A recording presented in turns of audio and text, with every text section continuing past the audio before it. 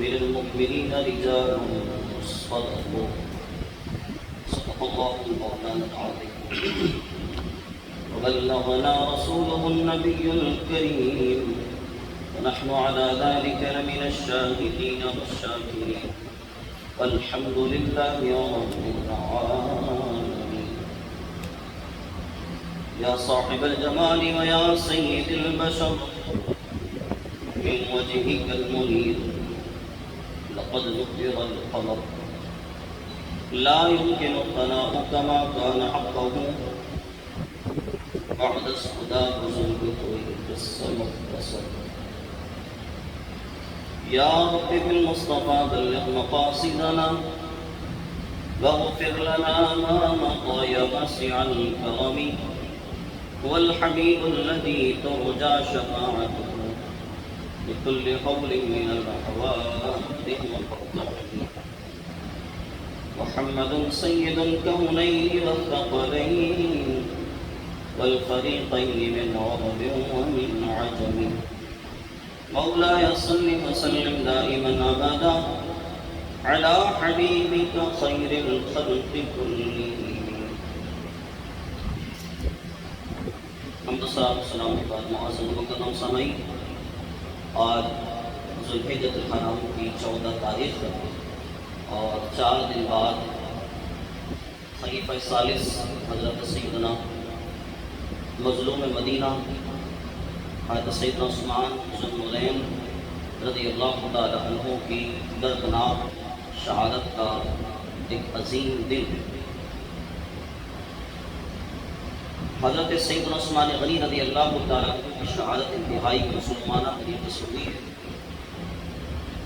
40 دن تک بھوکا اور پیاسا ایک شخص جس کے احسانات اسلام پر بہت کثیر ہیں، ایسے شخص کو بلوائیوں نے ایک ناکردہ گناہ کی سزا اس طرح دی کہ آپ کو قید میں رکھا گیا، پانی بند، کھانا بند، نماز کے لیے باہر جانے کی یعنی کہ مسجد نبوی میں جانے کی اجازت نہیں۔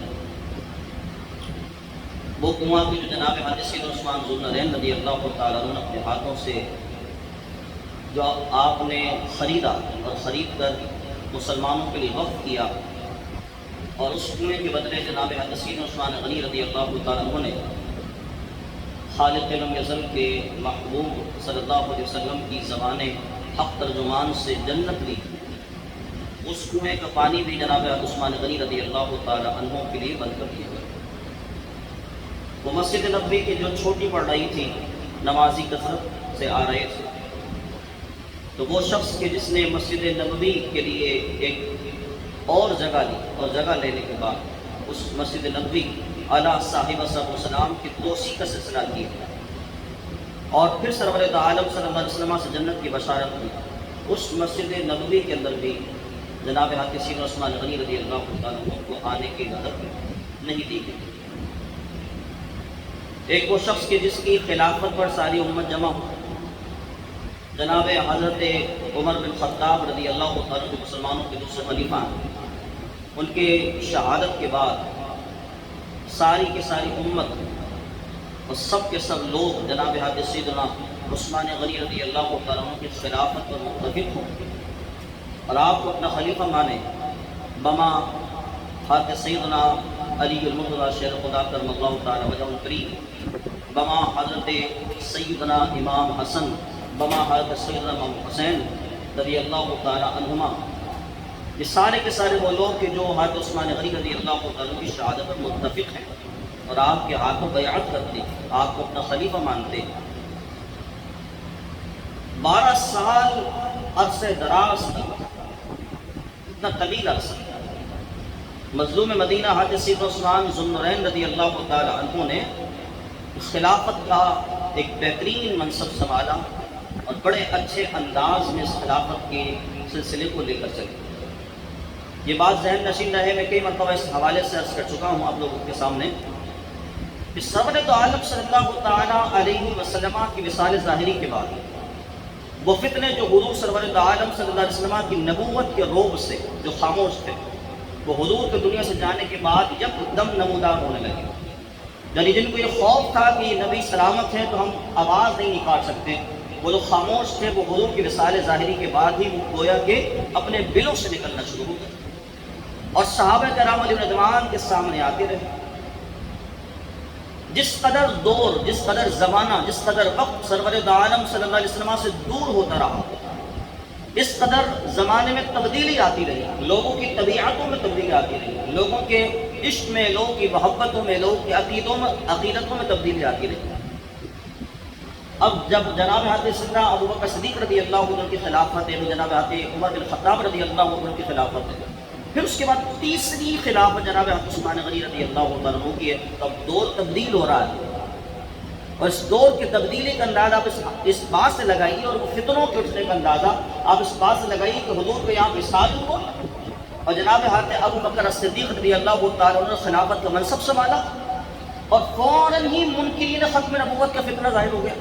یعنی وہ لوگ جو سرور دو عالم کے روب سے خاموش تھے وہ فوراً کے فوراً نکل آئے، پھر یہاں ان سے لڑے، جنگ جیتے، فتح یاب ہوئے، اس کے بعد پھر منکرین زکوٰۃ کا فتنہ آ گیا، اور وہاں پر سلسلہ جاری و ساری ہو گیا کہ ہم زکوٰۃ نہیں دیں گے، زکوٰۃ و ٹیکس، ہم زکوٰۃ نہیں دیتے۔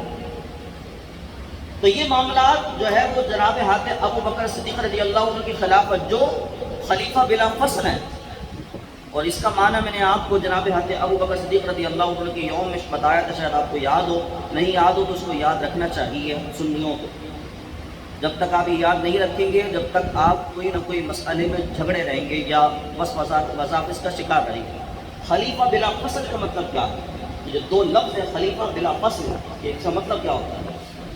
خلیفہ بلا فصل کا مطلب ہوتا ہے کہ سرور دو عالم صلی اللہ علیہ وسلم کی حکومت کے بعد، سرور دو عالم صلی اللہ علیہ وسلم کے زمانے میں حکومت تھی، ان کے بعد بغیر کسی خلیفہ کے حائل ہوئے جو خلیفہ بنا وہ جناب حضرت ابو بکر صدیق رضی اللہ تعالیٰ عنہ، یہ سنیوں کا عقیدہ ہے۔ اور غیر جناب حضرت مولا کائنات کو خلیفہ بلا فصل کہتے ہیں، حالانکہ حضرت مولا کائنات خلیفہ بلا فصل ہو ہی نہ سکتے، نہ منطقی الفاظ سے نہ بحثی الفاظ سے، ایسے بھی کسی طریقے سے خلیفہ بلا فصل نہیں ہو سکتے، کیونکہ تین خلیفہ بیچ میں آ رہے ہیں، تو بالکل صاف سی بات ہے۔ تو خلیفہ بلا فصل کا مطلب یعنی کہ سرور دو عالم کے بعد کوئی بیچ میں کوئی نہ ہو، کوئی ٹکراؤ نہ ہو، کوئی ٹکڑا نہ ہو۔ حضور کے وصال ظاہری کے بعد فوراً جو خلیفہ بنا، جو خلیفہ بلا فصل کہلایا، وہ جناب حضرت ابو بکر صدیق رضی اللہ تعالی عنہ ہیں۔ اور یہ بھی یاد رکھیں کہ خلیفۃ الرسول اگر کسی شخص کو کہا جائے گا تو صرف جناب حضرت ابو بکر صدیق رضی اللہ تعالی عنہ کو کہا جائے گا، کیونکہ حضور کے بعد جس کا خلیفہ بن رہا ہے وہ خلیفہ کون ہے؟ رسول اللہ کا خلیفہ، کیونکہ جناب حضرت ابو بکر صدیق رضی اللہ تعالیٰ عنہ سے اور حضور کے درمیان میں کوئی ہے ہی نہیں خلیفہ۔ تو خلیفۃ الرسول کا جو حقدار ہے اس لفظ کا، وہ حقدار ہے جناب ابو بکر صدیق اکبر رضی اللہ تعالیٰ عنہ، وہ حضور کے خلیفہ ہیں۔ حضرت عمر پھر حضرت ابو بکر کے خلیفہ ہیں، پھر حضرت عمر کے خلیفہ حضرت عثمان ہے، پھر حضرت عثمان کے خلیفہ حضرت مولا کائنات ہے۔ تو اصل جو حقدار وہ جناب حضرت ابو بکر صدیق رضی اللہ تعالیٰ عنہ کی ذات طیبہ۔ یہ موٹی سی بات سمجھ میں آ گئی آپ لوگ؟ اب آگے چلتے ہیں۔ 18 ذی الحج کو حضرت سیدنا عثمان غنی رضی اللہ تعالیٰ عنہ کی شہادت ہوتی ہے۔ 18 ذی الحج ہم یہاں پر یوم عثمان غنی مناتے ہیں، اور کہیں اور پر عید غدیر منائی جاتی ہے۔ ہم عید غدیر نہیں مناتے، ہم جناب حضرت سیدنا عثمان غنی رضی اللہ عنہ کا یوم شہادت مناتے ہیں۔ 18 ذی الحج کو ان کی یاد ہے، اس یاد پر ڈاکہ نہ ڈالا جائے، اس یاد کو ختم نہ کیا جائے۔ جناب حضرت عثمان غنی رضی اللہ تعالیٰ عنہ کی یاد تو پورے سال آپ منائیں، کوئی مسئلہ نہیں، لیکن ایک خاص یوم ہوتا ہے کہ ہم حضور کی ولادت اور حضور سرور دو عالم صلی اللہ علیہ وسلم کا میلاد کے پورے سال نہیں مناتے، پورے سال مناتے ہیں ان کی یاد پورے سال۔ کیا آپ دیکھیں کہ ہر لمحے میں سرور دو عالم کی یاد منائی جا رہی ہے، حضور کا میلاد منایا جا رہا ہے، حضور کا ذکر خیر کیا جا رہا ہے، یہ تو ہر لمحے میں کیا جا رہا ہے نا۔ لیکن ایک خاص یوم ہے جس کو بڑی عظیم الشان طریقے سے منایا جاتا ہے، اور وہ 12 ربیع الاول شریف کا یوم ہوتا ہے، جس میں ہم بڑی عظیم الشان طریقے سے مناتے ہیں۔ تو کسی نہ کسی شخصیت کا خاص یوم ہوتا ہے۔ جناب مولا کائنات رضی اللہ عنہ کی بات تو ہر جگہ کی جاتی ہے، ہر سال کی جاتی ہے، سال و سال کی جا رہی ہے، روزانہ کی جا رہی ہے، ہمارا دل ہی نہیں بھرتا ان کی یاد سے، ان کے ذکر سے۔ لیکن ایک خاص دن ہے جو 21 تاریخ کا ہے، 21 رمضان شریف کا، جس میں آپ کی شہادت ہوئی، ایک خاص دن ہے جو منایا جاتا ہے، اور جناب حضرت مولانا کائنات رضی اللہ عنہ کو خاص طور پر ذکر کیا جاتا ہے۔ اسی طرح جو لوگ کہتے ہیں نا کہ بھئی تم اس دن منا لو، تو اس دن منا لو، تو یہ کر لو، ہم بھی کہتے ہیں کہ شہادت حضرت مولانا کائنات پر کسی دن بھی منا لو، پھر ذکر مولانا کائنات کرنا ہے تو پھر 21 یوم کو کیوں زور دے رہے ہو، پھر کسی دن بھی کر لو۔ کرنے کو تو کسی دن بھی کیا جا سکتا ہے، کسی وقت بھی کیا جا سکتا ہے، لیکن یہ ڈاکہ نہ ڈالا جائے عید غدیر کے نام پر۔ جناب مولانا عثمان رضی اللہ عنہ کا جو ذکر خیر بالخصوص 18 ذی الحج کو کیا جاتا ہے، اس یوم میں کسی اور یعنی کسی اور چیز کو ڈال دیا جائے، ذکر تو کم نہیں ہو سکتا، انڈرسٹوڈ ہے، ذکر کم نہیں ہو سکتا۔ یہ تو بات اظہر من الشمس سے سورج کی طرح واضح ہے۔ ان ہستیوں کا ذکر پاک کوئی ختم نہیں کر سکتا، کیونکہ ان کا ذکر پاک حضور کے ذکر سے متصل ہے۔ جس کا ذکر حضور سے متصل ہو، اس کا ذکر کبھی منقطع نہیں ہو سکتا، ختم نہیں ہو سکتا، کیونکہ حضور کا ذکر اللہ کے نام سے متصل ہے۔ ابو جہل و عتبہ و شیبہ نے ختم کرنے کی کوشش نہیں کی تھی نا، لیکن کیونکہ حضور اللہ سے متصل تھے اور یہ صحابہ حضور سے متصل ہیں، تو نہ اللہ سے جڑا ہوا کبھی ختم ہو سکتا ہے، نہ مصطفیٰ سے جڑا ہوا کبھی ختم ہو سکتا ہے، نہ رب سے جڑا ہوا کبھی ختم ہو سکتا ہے، نہ مصطفیٰ کریم سے جڑا ہوا شخص کبھی جڑا ختم ہو سکتا ہے۔ اس لیے جنہوں نے یہ سازش کرنے کی کوشش کی، ان کو ہم بدلانا چاہتے ہیں۔ ہم یہ نہیں کہہ رہے کہ آپ نہیں منائیں، مرضی آپ کی عید غدیر منائیں، آپ کی مرضی پر ہے، لیکن ہم یہ کہتے ہیں کہ ذکر ان کا جب ان سے جڑ گیا تو پھر سارا معاملہ ہی ختم ہو گیا۔ تو اس لیے جناب حضرت عثمان ذو النورین رضی اللہ عنہ کی شہادت منانا ضروری ہے۔ دیکھو حضرت امام عالی مقام امام حسین رضی اللہ تعالیٰ عنہ کی شہادت منائی جاتی ہے نا، کس دن؟ 10 محرم الحرام، یاد ہے ان کی خاص، ان کی یاد سے ہمارے سینے بھرے ہوئے ہیں۔ ان کی یاد نہ ہو تو ہمارے سینے کا ایک بہت بڑا حصہ خالی رہتا ہے۔ لیکن آپ یہ کہیں کہ ان کی شہادت کے دن کبھی بھی منا لو، کتنا عجیب لگے گا۔ بھئی ذکر تو ان کا کیا جا رہا ہے، لیکن 10 محرم تو خاص طریقے سے ذکر ان کا کیا جاتا ہے، ان کی شہادت کا ذکر اور ان کی شہادت کا واقعہ پیش کیا جاتا ہے، کتنے مظلوم طریقے سے، مظلومانہ طریقے سے ان کو شہید کیا گیا۔ تو 10 دن جن کو 3 دن بھوکا پیاسا رکھا گیا، تو ان پر آنسو بہائے جائیں، مارا جائے، اور جس کو 40 دن بھوکا پیاسا رکھا، ہم یہ نہیں کہیں گے کہ پیٹا جائے گا، کہ حضور نے منع فرمایا، رانوں پر بھی ہاتھ نہیں مارے جائیں گے، نہ سینہ کھولا جائے گا، نہ بالوں کو بکھیرا جائے گا، نہ تالی بجائی جائے گی، کچھ نہیں کیا جائے گا۔ نبی کریم صلی اللہ علیہ وسلم نے ساری چیزوں سے منع کر دیا، لیکن ہم یہ کہیں گے ذکر کیا جائے گا، نام لیا جائے گا، یاد منائی جائے گی، ہم مناتے ہیں۔ میں دیکھیں قرآن پاک کی آیت کریمہ پیش کرنے لگا ہوں، سورہ احزاب کی آیت کریمہ ہے، اس کی آیت نمبر ہے 23۔ اللہ تبارک و تعالیٰ نے ذکر فرمایا، من المؤمنین رجال صدقوا ما عاهدوا اللہ علیہ، فرمایا مومنوں میں سے کچھ وہ ہیں، کچھ مرد ہیں کہ جنہوں نے اپنے وعدے کو سچ کر دکھایا، وہ وعدہ جو انہوں نے اللہ سے کیا تھا۔ فمنہم من قضى نحبہ ومنہم من ينتظر، کچھ لوگ اس منت کو پوری کر چکے اور کچھ اس منتظر ہے منت کو پوری کرنے میں۔ وما بدلوا تبدیلا، اور وہ اپنی بات سے نہیں پھرے، وہ نہیں بدلے بالکل اپنی بات سے۔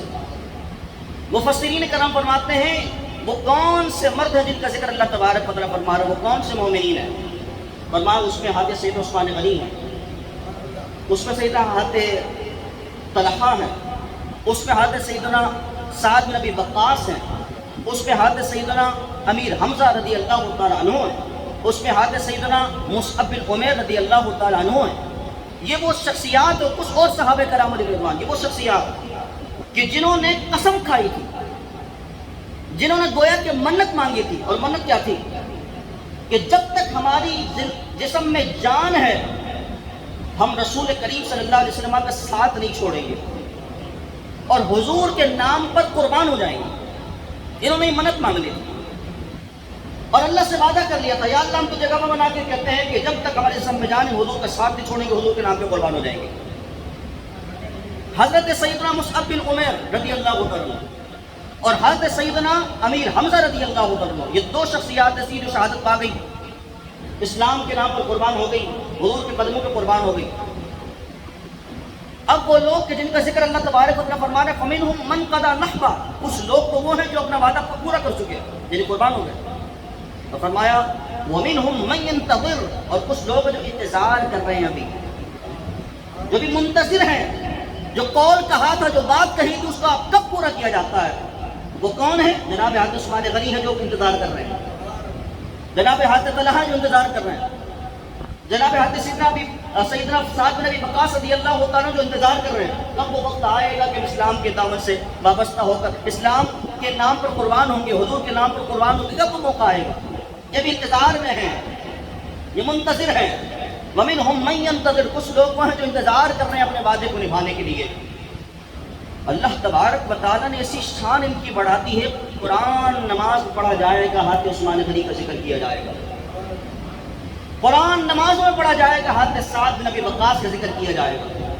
قرآن نماز میں پڑھا جائے گا، صحابہ کرام اور رضوان کا نام اور ان کا ذکر پاک کیا جائے گا. اللہ نے ایسا ذکر پاک، ایسا بغیر منقطع ذکر ان کا ایسا قرآن مجید میں کر دیا، نہ قرآن ختم ہوگا نہ ان کا ذکر ختم ہوگا. نہ قرآن کو کبھی سوال ہے نہ ان کے ذکر کو کبھی سوال ہے.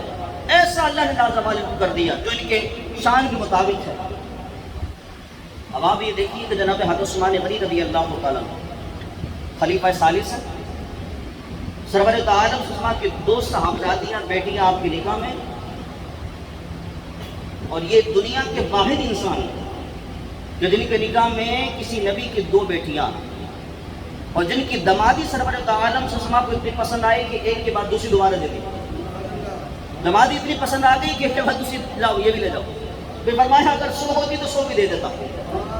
اتنی دمادی پسند آ گئی، فرمایا یہ تو صرف 2 ہیں، اگر 100 ہوتی تو 100 بھی دے دیتا. لیکن 100 نہیں تھی، کہ 100 تھی نہیں تو اس وجہ سے ہوئی. لیکن حضور کو بڑے پسند آئے، ان کی دمادی بڑی پسند آ گئی. پھر ایک اعتراض ہوتا ہے پھر حضرت فاطمہ کا نکاح کیوں نہیں کیا؟ تو حضرت علی سے کیوں کیا؟ کچھ کام وہ ہوتے ہیں جو اللہ تبارک و تعالیٰ کی حکمتوں کے تقاضے کے مطابق ہوتے ہیں، اللہ کی مرضی کو ہوتا ہے. ان کا نکاح حضرت خاتون جنت کا نکاح تو حضرت علی سے اللہ تبارک و تعالیٰ نے کروایا تھا، اللہ چاہتا ہے. یہ تو بات کچھ اور تھی نا. خیر، حضرت عثمان غنی رضی اللہ عنہ کی شہادت بھی مشہور و معروف ہے. جیسے امام حسین کی مشہور معروف ہوتی ہے، اسی طرح آپ کی شہادت مشہور ہے. میں 2 حدیث مبارک آپ کے سامنے پڑھنے لگا ہوں اور 2 بخاری شریف کی. پہلی حدیث مبارک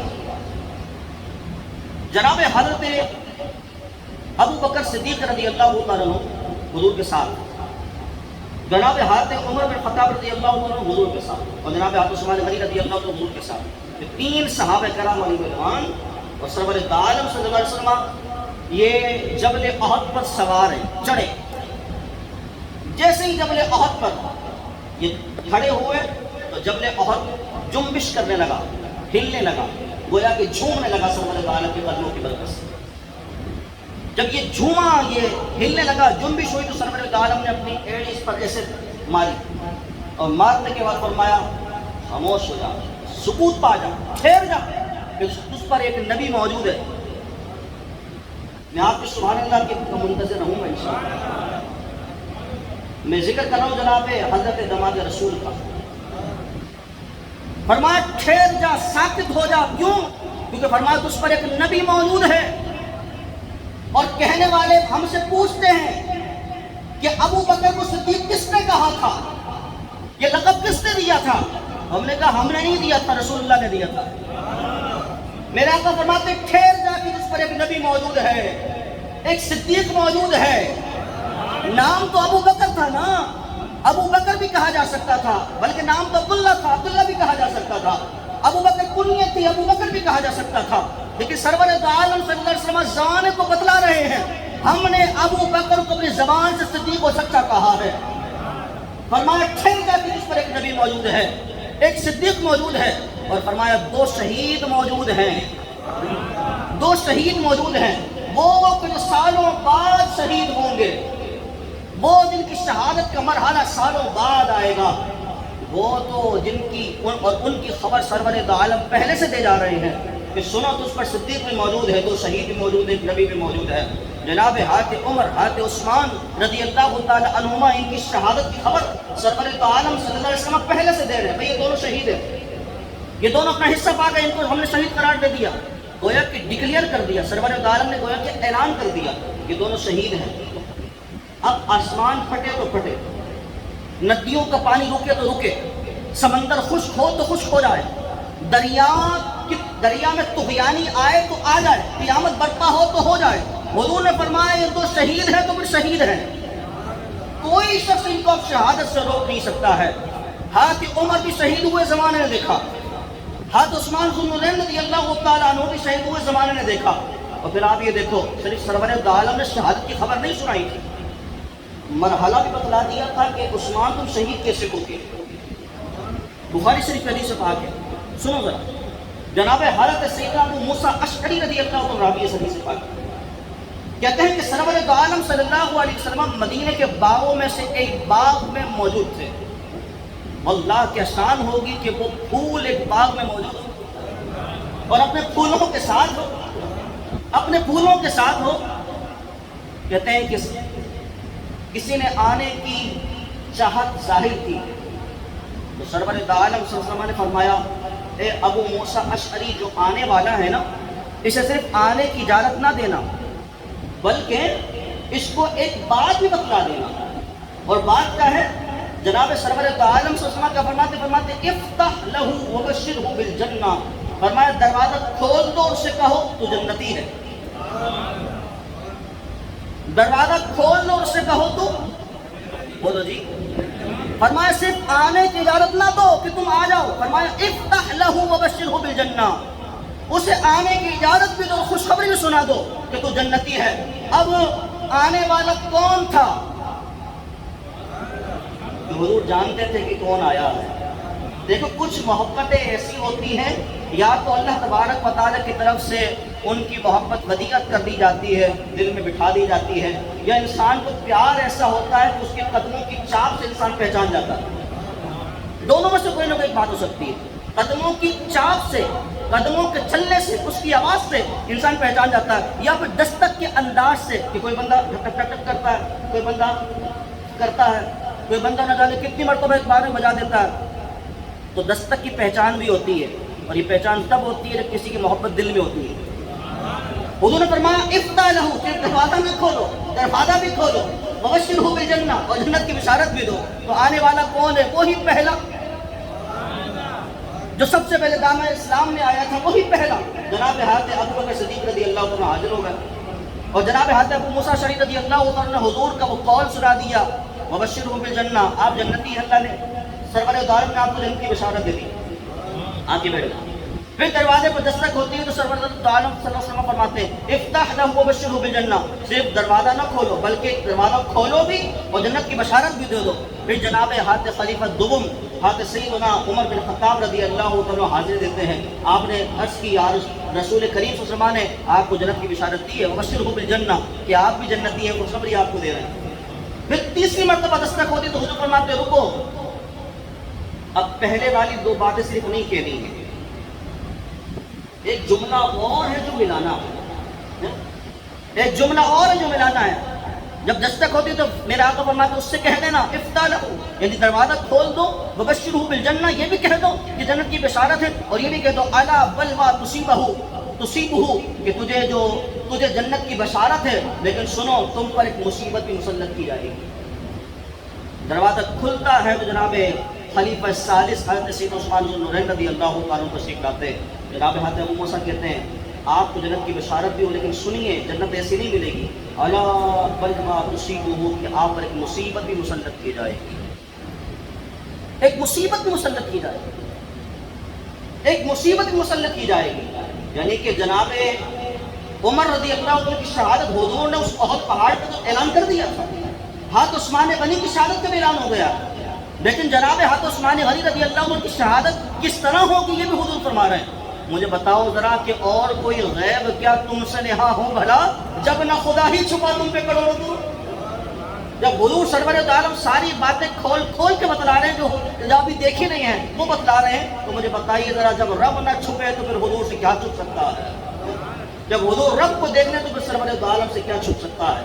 آپ یہ دیکھیے کہ موت جو ہے نا، موت یہ مومن کے لیے تحفہ قرار دی گئی۔ نبی کریم صلی اللہ علیہ وسلم کا فرمان ہے، نشان اس کا مفہوم ملتا ہے، فرمایا جو رب سے ملاقات کرنا چاہتا ہے اللہ اس سے ملنا چاہتا ہے۔ جو رب سے ملنا چاہتا ہے اللہ اس سے ملنا چاہتا ہے. اس کا مطلب یہ نہیں کہ انسان موت کی آرزو کرتا رہے, نہیں. اس کا مطلب یہ کہ وہ کام کرے جو آخرت کو سنوارنے والے ہوں, جو رب کی رضا والے ہوں, وہ کام کرنا شروع کر دیں. جناب حضرت سید عثمان غنی رضی اللہ عنہ اب شہادت کے گویا کے انتظار کر رہے ہیں کہ ایسا تو ہونا ہے, یہ تو کام ہو جانا ہے, اور مصیبت جو ہو تو صحابہ نے فرمایا وہ کام بھی ہونا ہے, وہ مصیبت بھی آن پڑے گی مجھ پر, وہ سارے معاملات ہوں گے مجھ پر. حضرت سیدنا شیمان رحمۃ اللہ علیہ فرماتے ہیں قیامت کے دن کچھ لوگ ہوں گے, کچھ مسلمان, کچھ بندے خاص, جن کے پاس اللہ فرشتوں کو بھیجے گا اور فرمائے گا ان کو بلا کے لاؤ. ان کو بلایا جائے گا. جب فرشتے ان کے پاس پہنچیں گے نا تو فرشتے کہیں گے کہاں لے کے جاتے ہو؟ پتہ وہ کیا کہیں گے؟ فرشتے کہیں گے کہ اللہ تمہیں جنت میں بھیجے گا. تو بندے کہیں گے ہم نے جنت کے لیے تو عمل نہیں کیا تھا. بڑی توجہ چاہوں گا, ہم نے جنت کے لیے تو عمل نہیں کیا تھا. حالانکہ آپ دیکھیں کہ آج ہر بندہ جنت کے لیے کر رہا ہے, لیکن وہ بندے نہیں, بندے خاص ہیں. وہ خاص مومنین ہیں کہ جن کے پاس اللہ فرشتوں کو بھیج رہا ہے کہ ان کو جنت. بھائی دیکھو, ایک تو وہ بندے نا جو کہہ رہے ہیں بالآخر جنت مل جائے, جیسے بھی مل جائے, یہ دے دے یہ دے دے, کوئی کہہ دے, کوئی شفاعت کر دے, بس مل جائے جنت, بس جنت میں چلے جائیں. یہ وہ بندے وہ ہیں کہ جن کو اللہ بھیج رہا ہے, اور یہ کہہ رہے ہم نے ایسے تو نہیں کیا تھا ہماری جنت کی وجہ سے. تو رب بھی جانتا ہے یہ بڑے ضدی ہیں, اور رب کو ان کی ضد بھی پسند ہے. یہ ایسے ضدی ہیں جن کی ضد رب رحمان پوری کرنا چاہتا ہے. کچھ پیارے ایسے ہوتے ہیں جن کی ضد پوری کرنا اچھا لگتا ہے. باپ کے بچے پیارے ہوتے ہیں جن کا پوری کرنا اچھا لگتا ہے, ان کے نخرے بھی بھاتے ہیں انسان کو. اللہ تبارک و تعالیٰ فرماتا ہے جب انہوں نے کہا نا